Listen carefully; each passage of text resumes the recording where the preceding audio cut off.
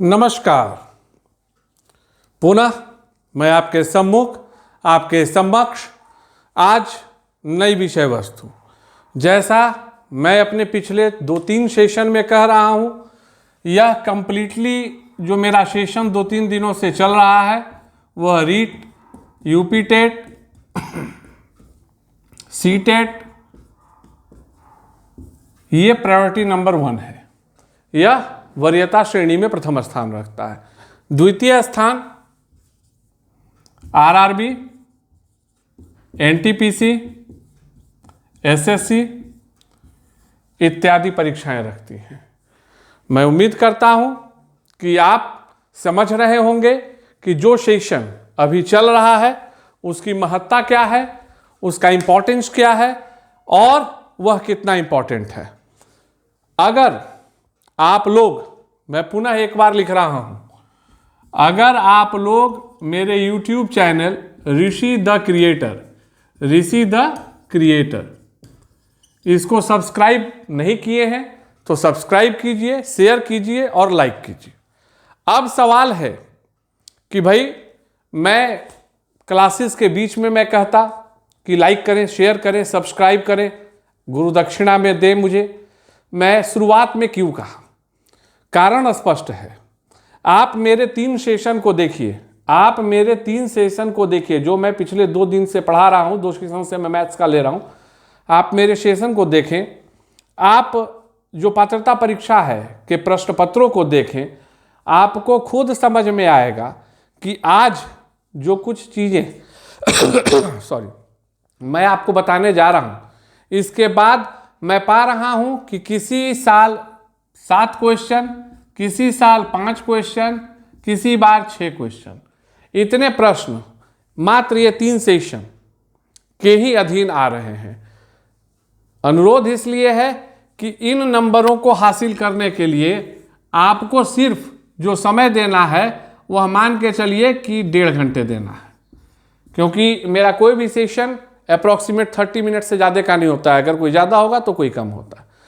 अगर आप इस तरह से मेरे विषय वस्तु की गंभीरता को समझेंगे, मेरे जो अध्यापन क्षेत्र है उसको देखेंगे, तो आप पाएंगे कि वाकई में ये बहुत ही इंपॉर्टेंट सेशन हो रहा है। भाई एक चीज समझ लो,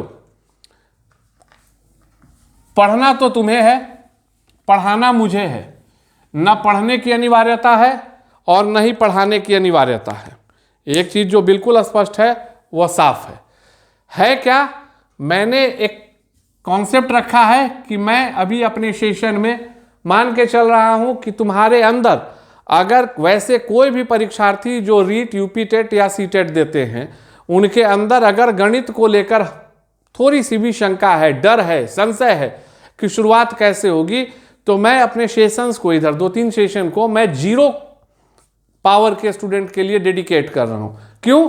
अगर मैं बुनियादी तौर पर आपको सही जानकारी दे दूंगा तो इसमें कहीं कोई शक नहीं है कि बाकी चीजें खुद ब खुद बन जाएगा। अगर आपको एक चीज समझो, 0 से लेकर 9 तक किसी शिक्षक अथवा किसी गाइड ने लिखना या समझना दोनों चीज के तौर पर निपुण कर दिया, तो फिर इन अंकों के माध्यम से आप कितनी भी बड़ी संख्या बना सकते हो। तो इस संख्या को समझाने से अच्छा है कि मैं अंकों को समझा दूं। अगर अंक पकड़ में आ गया ना तो बाकी चीजें स्वतः पकड़ में आ जाएंगी। और इसी के तहत मैं आज जो मेरा सेशन है उसको रिलेट कर रहा हूं कि इसको क्षेत्रमिति से कैसे जोड़ा जाए, इसको जो है मेंसुरेशन से कैसे जोड़ा जाए। समझ रहे हो कि नहीं?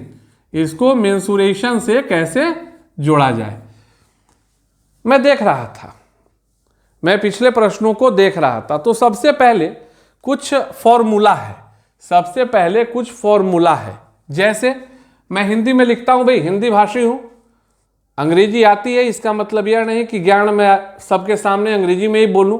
चूंकि जो हमारी पॉपुलेशन है उसमें से अधिसंख्य बच्चे जो परिश्रम करते हैं उनको पता है कि उनके जीवन में मातृभाषा या जो भाषा देश की भाषा है उसका क्या महत्व है। तो कई बार ऐसा होता है कि आप प्रश्नों को जितनी आसानी से अपनी मातृभाषा राष्ट्रीय भाषा से समझ सकते हैं, इंग्लिश में थोड़ी जटिलता होती है। तो इसलिए मैं टर्म्स को अभी जो है ना हिंदी के तौर पर ही यूज करूंगा। आपको बेसिक्स मैं भी ज़्यादा आज के सेशन में मैं ज़्यादा कॉम्प्लिकेट नहीं कर रहा हूं, कुछ बेसिक मतलब एक्चुअली इस चीज के लिए जो है आज हम 2D कॉन्सेप्ट पे चर्चा करेंगे। आज हम मेंसुरेशन के उस स्ट्रक्चर की चर्चा करेंगे जो 2D स्ट्रक्चर के अधीन आता है। तो 2D स्ट्रक्चर का मतलब क्या हुआ? वैसी ज्यामितीय संरचना जिसमें सिर्फ 2 इकाई हो, लंबाई और चौड़ाई। 3D का मतलब हो गया ये कि लंबाई भी है, चौड़ाई भी है और ऊंचाई भी है। तो अभी हम लोग 3D को नहीं समझेंगे, अभी हम लोग सिर्फ 2D को समझेंगे। इसमें आपको सिर्फ लंबाई और चौड़ाई दिखती है। एक चीज को आप समझ रहे होंगे, this one is the structure of 3D। लंबाई भी है, एक तिरछा करके देखो, लंबाई भी दिख रही है, चौड़ाई भी दिख रही है और ऊंचाई भी दिख रही है। लेकिन आज जो हम लोग मेंसुरेशन में चर्चा कर रहे हैं वो 2D की कर रहे हैं। अब इसमें जो है आपको सिर्फ लंबाई और चौड़ाई दिख रही है। समझ में आ गया? तो 2D स्ट्रक्चर में क्षेत्रफल, किनारे नहीं लिखूंगा ज्यादा, क्षेत्रफल को अंग्रेजी में क्या बोलते हैं? एरिया। और परिमाप को क्या बोलते हैं? पेरीमीटर। इसके विषय में आज जो है कुछ आकृति के विषय में चर्चा होगी। पहला आता है वर्ग।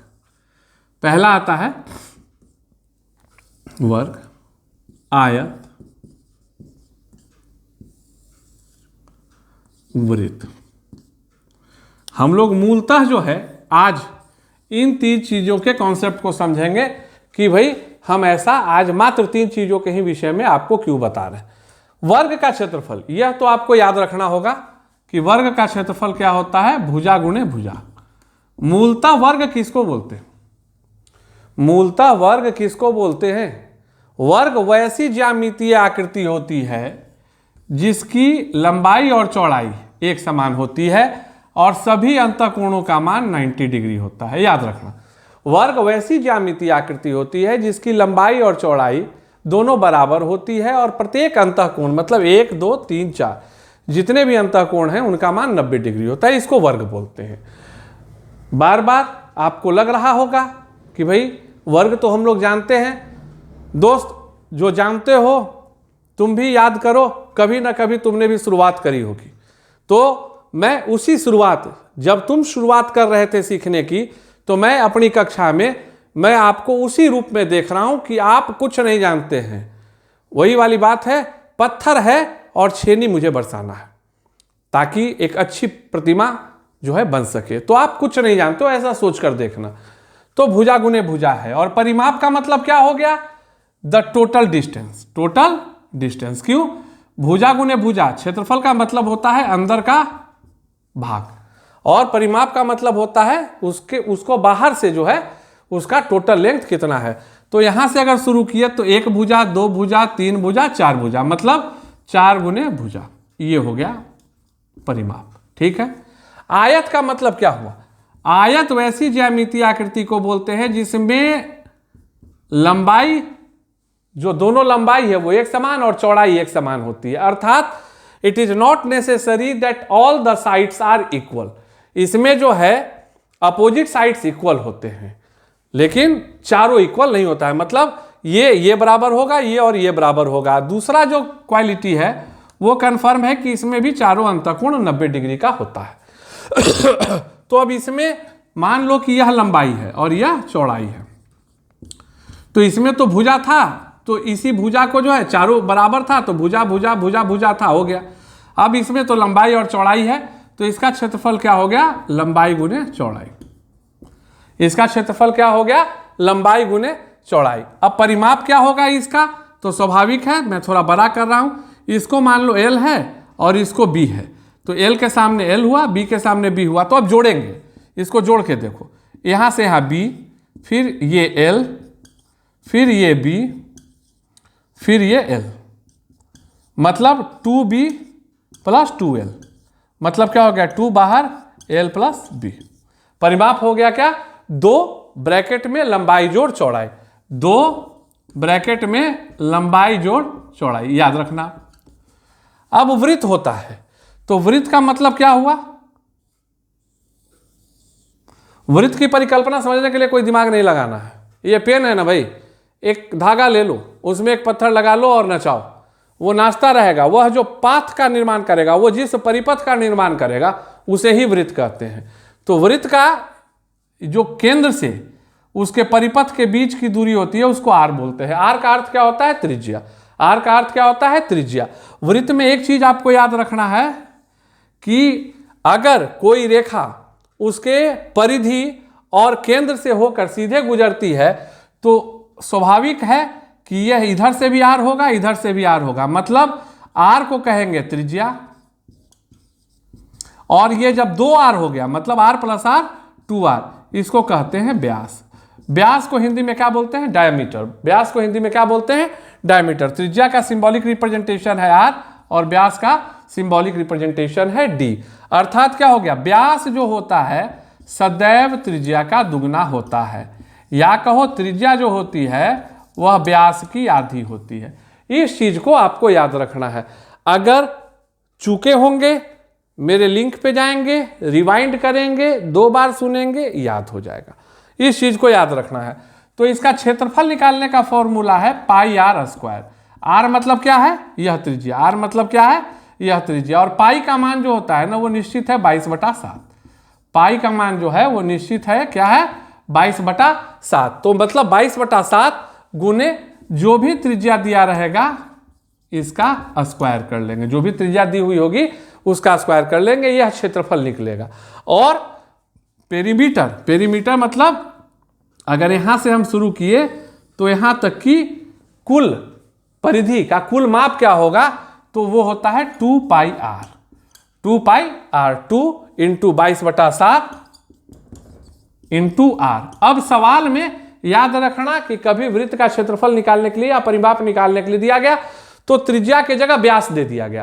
त्रिज्या के जगह क्या दे दिया गया? व्यास दे दिया गया। तो हमेशा याद रखना है कि त्रिज्या निकालने के लिए क्या करेंगे? व्यास का आधा कर देंगे। त्रिज्या निकालने के लिए क्या कर देंगे? व्यास का आधा कर देंगे।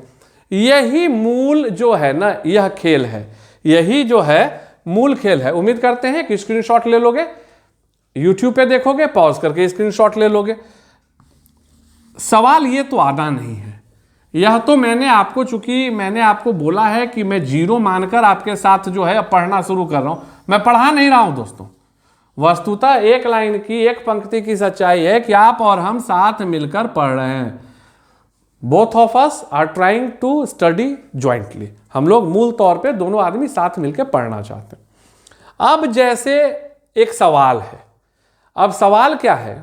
देखो सवाल कैसा दिया जाएगा।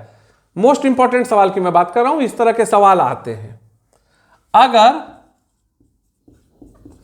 एक आयत जिसकी लंबाई आयताकार तार, सॉरी इसको लिख लो, आयताकार तार। आयताकार तार मतलब क्या हो गया? एक तार है जो आयत के आकार में लगा हुआ है, जिसकी लंबाई 9 मीटर तथा चौड़ाई 4 मीटर है। अगर क्या है?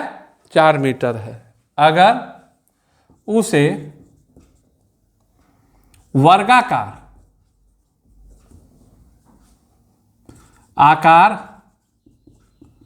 में लगाना हो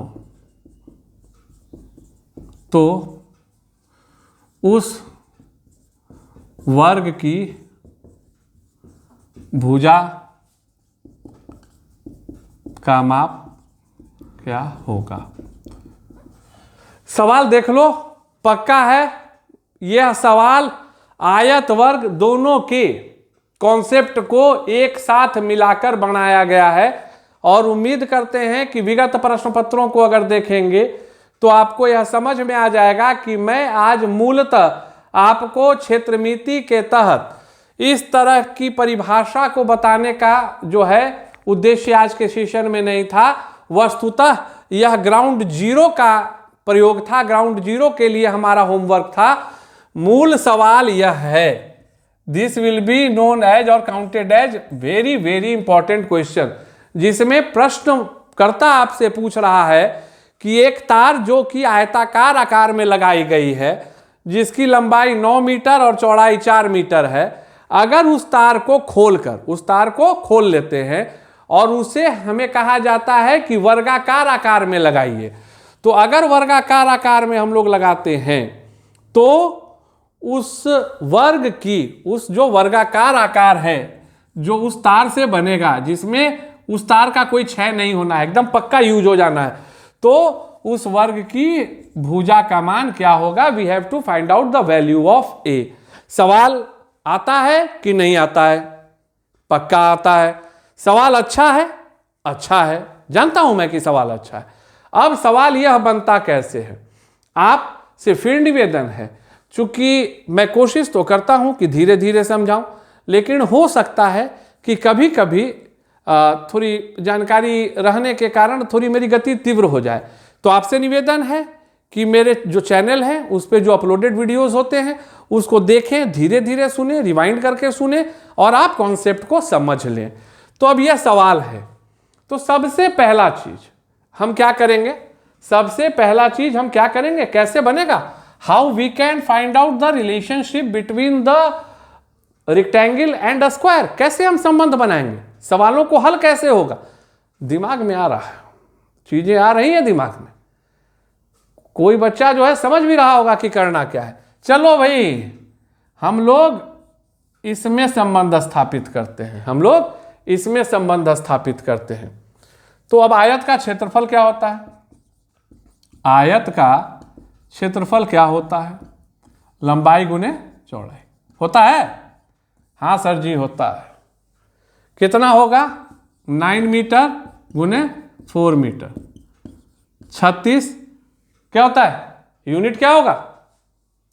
याद रखिएगा, जो इकाई दी हुई होती है, चूंकि क्षेत्रफल में गुना होता है, तो अगर सेंटीमीटर में होगा और क्षेत्रफल निकालना है, तो एरिया अगर निकालना है तो सेंटीमीटर गुने सेंटीमीटर को हम लोग लिखेंगे सेंटीमीटर स्क्वायर, मीटर गुने मीटर को लिखेंगे मीटर स्क्वायर। तो यहां खेल क्या हो गया? मीटर गुने मीटर है, तो इसको क्या लिखेंगे? Metre square. चलो ऋषि सर, आधा काम तो आपने कर दिया, क्षेत्रफल तो पता हो गया।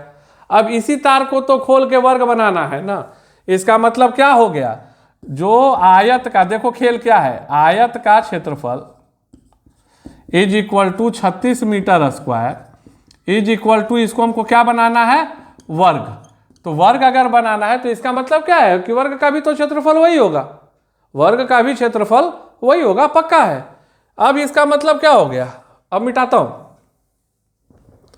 वर्ग का क्षेत्रफल 36 सेंटीमीटर स्क्वायर, वर्ग का क्षेत्रफल कितना हुआ? 36 मीटर स्क्वायर। तो भैया वर्ग का मतलब क्या है? भुजा गुने भुजा। वर्ग का मतलब क्या है? भुजा गुने वर्ग का क्षेत्रफल को क्या बोलेंगे? भुजा गुने भुजा। ये कितना है? 36 है। कितना है? 36 है। मतलब भुजा का स्क्वायर, एक तरह से कहा जाए कि भुजा का स्क्वायर कितना है? तो 36 है। तो भुजा कितनी होगी? अगर वर्ग, एक चीज आप कॉन्सेप्ट याद रखिएगा, if A square is equal to B, तो always A is equal to क्या होगा? Root under B. यही तो है, इसको रूट कर देंगे तो क्या हो गया? Root under 36। क्या हो गया? Root under 36। और 36 का वर्गमूल क्या होता है? मुझे याद है कि मैंने अपने स्टार्टिंग के सेशन में how to find squares of number, how to find cube of numbers मैंने बताए हैं। तो आप मेरे पिछले नीचे के सेशन में जा सकते हैं और उसको भी आप देख सकते हैं, चूंकि कभी उससे भी प्रश्न आ सकता है। तो मेरे पिछले सेशन को भी आप देखेंगे। भुजा निकल गई, उत्तर आ गया। वर्ग की भुजा का माप कितना होगा? 6 मीटर होगा। आप देख लो 2018 या 2020 की परीक्षा में आया होगा। यह सवाल आता है। अब देखो, अब सवाल है, अब अगला, आज मैं 2-3 अच्छे सवालों को बताऊंगा और आपसे अनुरोध करूंगा कि इन सवालों को समझें, आत्मचिंतन करें, गणित मैं मुट्ठी में ला दूंगा, मैं फिर ऊर्जा में आ जाता हूं। गणित पक्का है ना कि मैं मुट्ठी में ला दूंगा, खाली साथ दे दो। जो शून्य पर हो वादा करते हैं कि 15 पे पहुंचा देंगे, और 30 में 15 मतलब एकदम जो स्लो समझेगा, और नहीं तो 30 में 20 नहीं आया तो क्यों पढ़ना है। समय अगर 30 मिनट्स या 25 मिनट्स में मैं ले रहा हूं तो 30 में अगर 20 प्लस नहीं आता है ना, पढ़ने का कोई जरूरत नहीं है। और मैं मतलब उस टाइप का मोटिवेटर हूं नहीं कि मैं कह दूंगा कि you can easily score 30 out of 30। उसके लिए भैया मेहनत करनी होगी, उसके लिए ना पक्का मैं सिर्फ मार्गदर्शक के तौर पे रह जाऊंगा, आपको मेहनत करनी होगी। अब एक सवाल आता है कि अगर किसी आयत के नहीं छोड़ो, उससे अच्छा, अगर किसी वर्ग की भुजा दुगनी कर दी जाए, क्या कर दी जाए, दुगनी कर दी जाए, चेक करना सवाल आता है कि नहीं, कर दी जाए तो क्षेत्रफल कितना गुना हो जाएगा। चेक कर लियो इस तरह का। फिर VVI, मेरा सेशन ही आज वही है, VVI सेशन, कि अगर किसी वर्ग की भुजा को दुगनी कर दी जाए तो उसका क्षेत्रफल कितना गुना हो जाएगा। कुछ नहीं करते हैं, x पे चलते हैं। मान लो x का है, वर्ग है ना, सब तो बराबर ही है, तो x का क्या हो गया, x स्क्वायर। क्षेत्रफल कितना हो गया, एरिया x स्क्वायर। इसको क्या बोला है क्वेश्चन वाला, दुगनी कर दी जाए 2x, एरिया क्या हो गया 2x का square is equal to 4x square. मतलब क्या हो गया, समझ में आ गया। क्षेत्रफल कितना गुना हो जाएगा, 4 गुना। क्षेत्रफल कितना गुना हो जाएगा, 4 गुना। अर्थात इसका एक पैमाना समझ लीजिए, इसका जो है एक पैमाना समझ लीजिए। भुजा को जितना गुना किया गया, भुजा को जितना गुना किया गया, क्षेत्रफल इसका क्या हो जाएगा, स्क्वायर हो जाएगा। क्षेत्रफल इसका क्या हो जाएगा, स्क्वायर हो जाएगा। उदाहरण मिला लो, 2 गुना किया गया, क्या किया, 2 गुना किया गया तो क्या हो गया, 4 गुना। क्षेत्रफल कितना हो गया, 4 गुना। 3 गुना किया गया, फिर इसका स्क्वायर कर देंगे, क्षेत्रफल कितना हो जाएगा, 9 गुना हो जाएगा। 4 गुना करेंगे तो कितना हो जाएगा, 16 गुना हो जाएगा। मतलब कि एक पंक्ति में मैंने ग्रास रूट बताया, फिर एक छोटा ट्रिक बताया, और अब मैं लास्ट में बता देता हूं फंडामेंटल ट्रिक। जितना भी गुना हो, 10 गुना, 10 का 100 वर्ग कर देंगे। जितना भी, अगर सीधे पूछा जाता है कि वर्ग में उसकी भुजा इतनी गुनी हुई तो क्षेत्रफल कितना गुना, क्षेत्रफल कितना गुना, तो आपको याद रखना है कि जितना गुना भुजा हुआ उसका वर्ग कर देंगे, उतना ही गुना क्षेत्रफल होगा। 1 का सेम, 2 गुना 4, 3 गुनी भुजा 9, 4 गुनी भुजा 16, 5 गुनी भुजा 25, 6 गुनी भुजा 36, 7 गुनी भुजा 49 गुना। तो आप जो है आसानी से इस चीज को याद रख सकते हैं। अब चूंकि मैंने कहा कि मैं खेल तो खेल रहा हूं 0 से, अब इसको पूछा जा सकता है परिमाप कितना गुना हो जाएगा। क्या हो जाएगा, परिमाप। फिर देखो सवाल को नोटिस करो, पहले था मैंने पूछा क्षेत्रफल कितनी गुना होगा, अब मैं क्या पूछ रहा हूं, परिमाप कितनी गुना हो जाएगी। सवाल क्या है, अब नॉर्मल सा याद रखो, x है, इसका परिमाप क्या होता है जी, पेरीमीटर क्या होता है 4x, क्या होता है 4x। अब ये क्या बोल रहा है कि 2 गुना हो गया, तो अब क्या हो जाएगा, कितना हो गया, परिमाप कितना हो गया 8x। कितना हो गया, 4 गुने 2x 8x। 3 गुना हो गया तो कितना होगा 12x। 4 गुना हो गया तो कितना हो गया 16x। इस चीज के लिए आपको कुछ नहीं करना है, आपको सिर्फ और सिर्फ इस चीज को समझना है कि जितनी गुना हो रहा है, जितनी गुना हो रहा है, तो आपको इस चीज को समझना है कि अब अगर परिमाप यह 8x है, नया परिमाप कितना है 8, पुराना परिमाप 4x, नया परिमाप कितना है 8x। मतलब क्या है, परिमाप में कोई भी वर्ग नहीं होगा, बस उतना ही गुना होगा। कैसे, अगर भुजा दुगनी हुई, परिमाप कितना हुआ ये हुआ, तो मतलब क्या हुआ 4x बटा 2, 2 गुना, 3 गुना, 4 गुना। इसका मतलब क्या हो गया कि क्षेत्रफल में, इस चीज को आप अगर देख रहे हैं, आप अगर समझ पा रहे होंगे तो आप समझ लीजिए कि क्षेत्रफल के परिदृश्य में भुजा के अनुपात में क्षेत्रफल जो होता है वह जितनी गुनी भुजा क्षेत्रफल उतना बढ़ जाएगा, ठीक है ना, उतना गुना हो जाएगा। लेकिन परिमाप में समझ लेना है, अगर भुजा 2 गुनी तो परिमाप 2 गुना, भुजा 3 गुनी तो परिमाप 3 गुना, भुजा 4 गुनी तो परिमाप 4 गुना। इस चीज को आपको सरलता से समझ लेना है कि इसमें we need not to worry कि भाई परिमाप में क्या होगा, कुछ भी नहीं होगा। परिमाप में जितनी गुनी भुजा बढ़ेगी उतना ही गुना परिमाप बढ़ेगा, लेकिन क्षेत्रफल में जितनी गुनी भुजा बढ़ेगी उसका वर्ग जो होगा उतना गुना क्षेत्रफल बढ़ेगा। इस चीज को आप समझ लीजिएगा। पिछले क्वेश्चन को आप देख लीजिएगा। उम्मीद करते हैं कि आज जो है आपको चीज समझ में आ रही होगी। अब एक कॉम्प्लिकेटेड क्वेश्चन जिसकी मैं अभी चर्चा कर रहा हूं,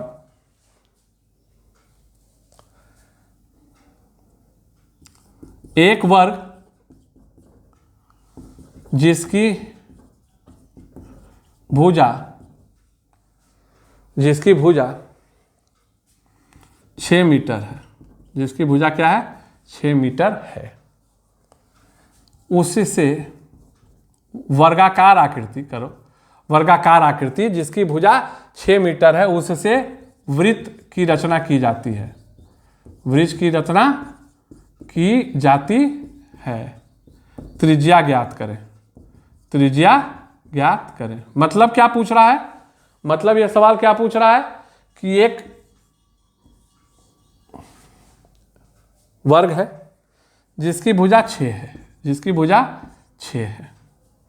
अब इस जो वर्ग है इसका लाभ उठा के हमको वृत्त बनाना है और उसका त्रिज्या प्राप्त करना है।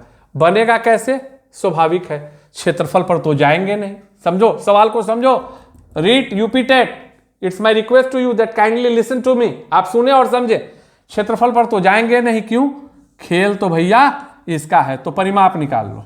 क्या निकाल लेंगे, परिमाप। कितना हो गया, 24 मीटर। क्या हो गया, 24 मीटर। अब क्या बोलता है, इससे क्या बना देना है, वृत्त बना देना है। मतलब क्या है, इस 24 मीटर को ऐसे करके सजा देना है, अर्थात कि यहां से यहां तक का जो है टोटल लेंथ कितना है, 24 मीटर है। अब आपसे क्या पूछा गया, इसका रेडियस निकालिए। खत्म हो गया सवाल। परिमाप, वृत्त की परिधि क्या है, 2 पाई आर। वृत्त की परिधि क्या है, 2 पाई आर। 2 पाई आर कितना है, 24 है। आर बराबर कितना हो जाएगा, आर बराबर हो जाएगा 24 बटा 2 गुने 22 ऊपर में 7। काट के जो आएगा उतना ही मीटर इसकी त्रिज्या होगी। सवाल को पुनः एक बार समझिए। बोला गया वर्गाकार आकृति है, 6 मीटर नाप है, 6 मीटर की भुजा है, उससे हम लोगों को क्या बनाना है, वृत्त बनाना है। अर्थात यह कह रहा है कि हमको उसके परिमाप को काउंट करना होगा, परिमाप को ज्ञात करना होगा। परिमाप कितना हो गया, 24 मीटर हो गया। अब 24 मीटर का वृत्त बना, मतलब सीधे समझ लो कि उसकी परिधि जो उसका परिमाप है वह कितना है, 24 मीटर है, तो इधर 24 लिख दिए। परिमाप का फॉर्मूला 2 पाई आर इधर लिख दिए। तो 2 तो निश्चित है, पाई 22/7 है, आर आर है। गुना किए तो स्वाभाविक है कि आपको याद होगा कि a इंटू बी इंटू सी अगर होता है इज इक्वल टू डी, तो सी मतलब क्या हो गया, d बटा a इंटू बी। उसी चीज को किए, इसको नीचे कर दिए, तो 24 बटा 2 गुने 22/7। 7 कहाँ आ गया, ऊपर आ गया, आपका आंसर आ गया। इसको कट कर लेंगे, आपका आंसर आ जाएगा। आप जो मैं आज बताया हूं 1 या 2 नंबर, मैं लक्ष्य की ओर बढ़ रहा हूं, उत्साह के साथ बढ़ रहा हूं। आपसे निवेदन करता हूं कि ऋषि द क्रिएटर को लाइक करें, सब्सक्राइब करें, शेयर करें। अब एक सवाल था, अब मेरे पिछले लाइव सेशन का एक सवाल था, कमेंट आया भी, और चूंकि कमेंट आता है तो अच्छा लगता है एक शिक्षक को। मैंने कल आपको एक असाइनमेंट दिया था कि we have to find out the sum of digits, जो कि 1 से लेके 10 तक है, 1 से लेके 10 तक है। मैंने पिछली कक्षा में अपना बताया है आपको कि सम निकालने के लिए क्या होता है, n into n plus 1/2, n into n plus 1/2। मैंने 1 से लेकर 10 तक की संख्याओं का औसत निकालने के लिए कहा था। 1 से लेकर 10 तक की संख्याओं का योग निकालने के लिए कहा था। तो योग निकालने का फॉर्मूला यही होता है। तो n क्या है, लास्ट डिजिट क्या है आपका 10, तो 10 इंटू 10 प्लस क्या हो गया 11 टू 55, 55 जो हो गया 55 हो गया टोटल सम। 55 क्या हो गया टोटल सम। अगर इसी को मैं कह देता कि एवरेज निकालना है, क्या निकालना है, एवरेज निकालना है, तो टोटल सम बटा टोटल नंबर, याद रखना है, टोटल सम बटा टोटल नंबर, मतलब टोटल सम 55 टोटल नंबर 10, तो कितना हो गया 5.5, एवरेज इज 5.5। उम्मीद करते हो कि आपको आज की कक्षा अच्छी लगी होगी, मनोरंजक लगी होगी। पुनः एक बार पढ़ते रहिए, बढ़ते रहिए। जिन्हें कहीं कोई असुविधा है, जो सीख रहे हो, जो शुरू कर रहे हो, मेरे वीडियोस को 2 बार देखो, डर खुद ब खुद हटेगा। और जब डर हट गया तो आप मुझे कमेंट कर आप मुझे कमेंट बॉक्स में जाकर क्वेश्चन दीजिए, I will give you the answer. मैं सारा काम करूंगा, मेरा एकमात्र उद्देश्य है आपके साथ पढ़ना और आपको समझाना। लगे रहिए, पढ़ते रहिए, बढ़ते रहिए। जय हिंद, वंदे मातरम।